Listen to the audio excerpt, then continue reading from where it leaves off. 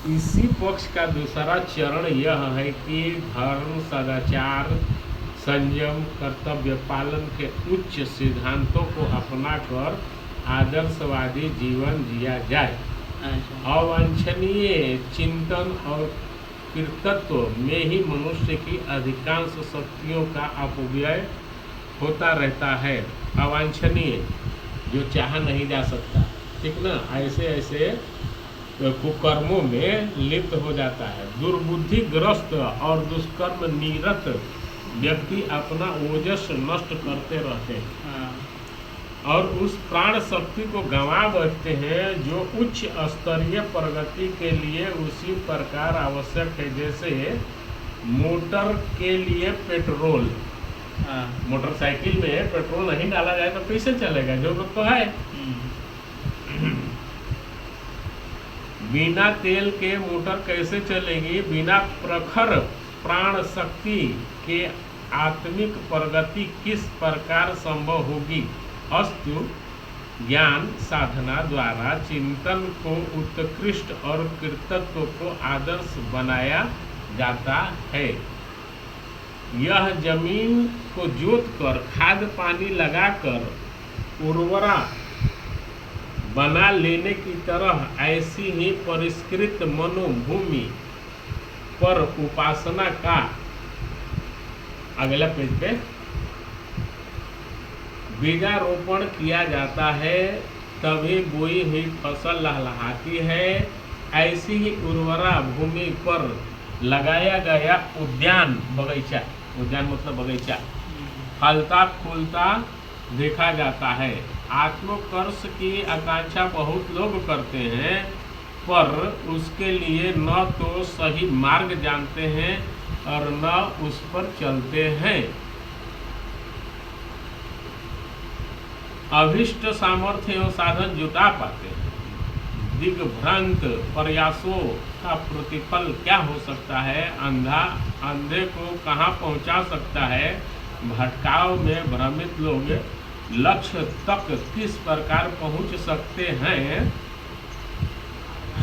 आज की यही सबसे बड़ी कठिनाई है कि आत्मविज्ञान का न तो सही स्वरूप स्पष्ट रह गया है और न उसका क्रिया पक्ष, साधन विधान ही निभ्रांत है। इस उलझन में एक सत्यान्वेषी जिज्ञासु को निराशा ही हाथ लगती है। अगला पैराग्राफ, हमें यहाँ अध्यात्म के मौलिक सिद्धांतों को समझना होगा। व्यक्ति के व्यक्तित्व में से अनगढ़ तत्वों को निकाल कर बाहर करना और उसके स्थान पर उस प्रकाश को प्रतिष्ठापित करना है जिसके आलोक में जीवन को सच्चे अर्थों में विकसित एवं परिष्कृत बनाया जा सके। इसके लिए मान्यता और क्रिया क्षेत्र में क्रांतिकारी परिवर्तन प्रस्तुत करने पड़ते हैं। मान्यता कुछ और करे के बाद कुछ और, मान्यता क्षेत्र और क्रिया क्षेत्र, ठीक ना, वे क्यों हो, किस प्रकार हो, इसका शिक्षण, थ्योरी और प्रैक्टिस के दोनों ही अवलंबन साथ साथ लेकर चलना होता है। थ्योरी का तात्पर्य है वह सद्ज्ञान, वह आस्था विश्वास जो जीवन को उच्च स्तरीय लक्ष्य की ओर बढ़ चलने के लिए सहमत कर सके। इससे आत्मज्ञान, याद करिए लोग, बोलिए, समझिए, आत्मज्ञान, ब्रह्म ज्ञान, तत्व ज्ञान और सद् ज्ञान के नामों से जाना समझा जाता है। योग इसी को कहते हैं। ब्रह्म विद्या का तत्व दर्शन यही है। प्रैक्टिस का तात्पर्य है कि वे साधन विधान जो हमारी क्रियाशीलता को दिशा देते हैं, हमारे काम करने के तरीकों को आगे बढ़ाते हैं और बताते हैं कि जीवन यापन की रीति नीति क्या होनी चाहिए और गतिविधियां किस क्रम से निर्धारित की जानी चाहिए। तब साधनात्मक क्रिया कृत्यों का यह उद्देश्य समझ लिए जाए तो फिर किसी को भी उपासना और साधना का समन्वय, चौथा पेज खत्म हुआ है। तो अनावश्यक आशा बांधनी पड़ेगी और न अवांछनीय रूप से निराश होना पड़ेगा। साधना का दूसरा पक्ष उत्तरार्ध उपासना है। उत्तरार्ध बोले तो गिरते समय, उतरते समय, ढलान पे उत्तरार्ध, हाँ। बराबर, यानी शाम के समय। विविध विध शारीरिक और मानसिक क्रिया कृत्य इसी प्रयोजन के लिए पूरे किए जाते हैं। शरीर से क्या किया जाता है? व्रत, मौन, आस्वाद, ब्रह्मचर्य, तीर्थ यात्रा, परिक्रमा, आसन, प्राणायाम, जप, कीर्तन, पाठ, बंद, मुद्राएं, नेति, धौती, बस्ती, नौली, बरजोली, कपाल भारती जैसे क्रिया। भारती नहीं, यहाँ कपाल भाती लिखा जाता नो, पतंजलि वाले महाराज भारती कल कपाल भारती जैसे क्रिया कृत्य किए जाते हैं। मानसिक साधनाओं में प्रायः सभी चिंतन परक होती है और उनमें कितने ही स्वर के ध्यान करने पड़ते हैं। नाद योग, बिंदु योग, लय योग, ऋजु योग, प्राण योग, हंस योग, षष्ठ चक्र वेधन, कुंडलिनी जागरण जैसे बिना किसी श्रम या उपकरण के किए जाने वाले मात्र मनोयोग के सहारे संपन्न किए जाने वाले सभी कृत्य ध्यान योग की श्रेणी में गिने जाते हैं। मतलब समझ में आई? शरीर से इतने काम होते हैं जिसमें न तो पैसा लगता है, न सामग्री लगती है, कुछ नहीं। राम राम राम राम, हरे कृष्ण राधे राधे राधे राधे, कुछ भी एमे तो पैसा नहीं लगत वो ना।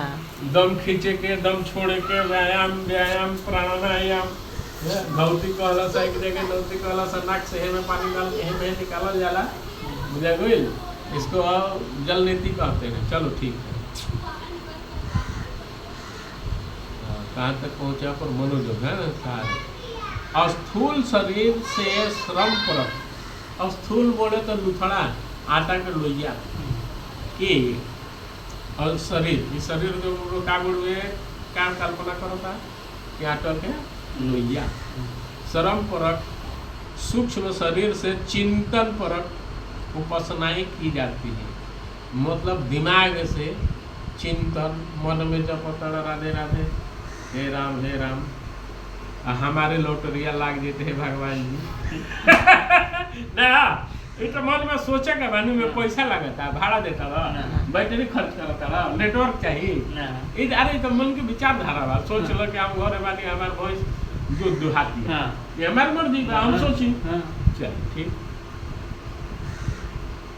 उपासनाएं की जाती है चिंतन परक सूक्ष्म शरीर से, बराबर। हाँ, अपने दिमाग से चिंतन परक उपासना है। कारण शरीर तक केवल भावना की पहुंच है। निष्ठा यानी विश्वास, आस्था, भरोसा, श्रद्धा का भाव भरा समन्वय, ये सबके मिली जुली चीज, समन्वय बोले तो मिलावट, भक्ति कहलाता है, ये भक्ति कहलाता है। प्रेम, संवेदना इसी को कहते हैं। यह स्थिति तर्क से ऊपर है। मन और बुद्धि का इसमें अधिक उपयोग नहीं हो सकता। भावनाओं की उमंग भरी लहरें ही अंतःकरण के मर्म स्थल का स्पर्श कर पाती हैं।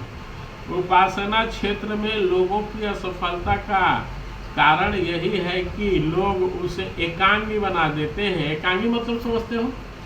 अकेला रहने वाला, अकेले खुद काम करने वाला, एक अंगी, एक अंग से काम करने वाला, जैसे एक हाथ का व्यक्ति। इसी तरह से दिमागी जो बीमार है व्यक्ति, एकांगी कि एक ही व्यक्ति है, हर काम करता है, उसको एकांगी बोलते हैं, बना देते हैं। उपासनात्मक कर्म कांडों को ही सब कुछ मान कर चलने से उसके साथ उपासना संबंधी कर्म कांड आगे बता अंतःकरण की गहराई तक उसका प्रभाव नहीं होने पाता। उपासना स्थूल, सूक्ष्म और कारण तीनों शरीरों से की जानी चाहिए। उन्हें उपासना के योग्य बनाया जाना चाहिए, तभी उसका समुचित लाभ प्राप्त किया जा सकता है। इस दृष्टि से तीनों शरीर के क्षेत्र और क्षमता के संबंध में हमें भली प्रकार जानकारी रखनी चाहिए। पेज नंबर 5 खत्म है ना, वही तो समझा दो। हैं? अब ये वीडियो क्लोज कर